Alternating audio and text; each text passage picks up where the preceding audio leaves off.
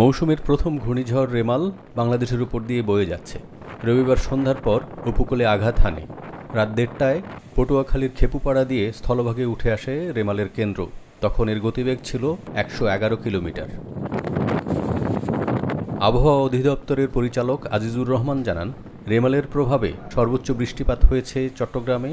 ভারী বৃষ্টি ও জোয়ারে কক্সবাজারের কয়েকটি এলাকা তলিয়ে গেছে। রেমালের প্রভাবে সাতক্ষীরা থেকে শুরু করে উপকূলীয় সব এলাকা থেকেই ধ্বংসযজ্ঞের খবর পাওয়া যাচ্ছে। পটুয়াখালীর কলাপাড়ায় ব্যাপক ক্ষতি হয়েছে। অনেক কাঁচা বাড়ি সম্পূর্ণ বিধ্বস্ত হয়েছে। সারা রাত্র বিরে গাছ গুড়া পড়ে টড়ে সব কিছু তছনছ। এখন তো তলার নিয়ে একেবারে শেষ, মরিচ টরিচ ডাইল ডুইল জালে সব শেষ। এখন হলো কৃষি উড়ন্যের সময়, হঠাৎ করে এই বর্ষায় সব তলাই গেছে।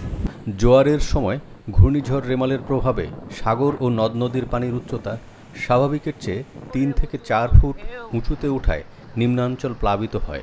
কলাপাড়া ও রাঙ্গাবলির বেশ কিছু এলাকায় বিধ্বস্ত হয়েছে বেড়িবাঁধ। কুয়াকাটাতেও কাঁচা ঘর বাড়ি ও দোকানপাট ক্ষতিগ্রস্ত হয়েছে। ঝড়ের কারণে ট্রলার বসে রয়েছে, লোকজন অসহায় অবস্থায় আছে।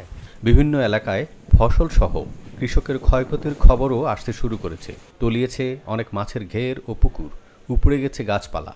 তবে কলাপাড়া উপজেলা নির্বাহী কর্মকর্তা রবিউল ইসলাম এখনও চূড়ান্ত করতে পারেননি ক্ষতির পরিমাণ। দেশের অন্য অঞ্চলেও একই পরিস্থিতি। এরই মধ্যে রেমাল ঘূর্ণিঝড় থেকে গভীর নিম্নচাপে পরিণত হয়েছে।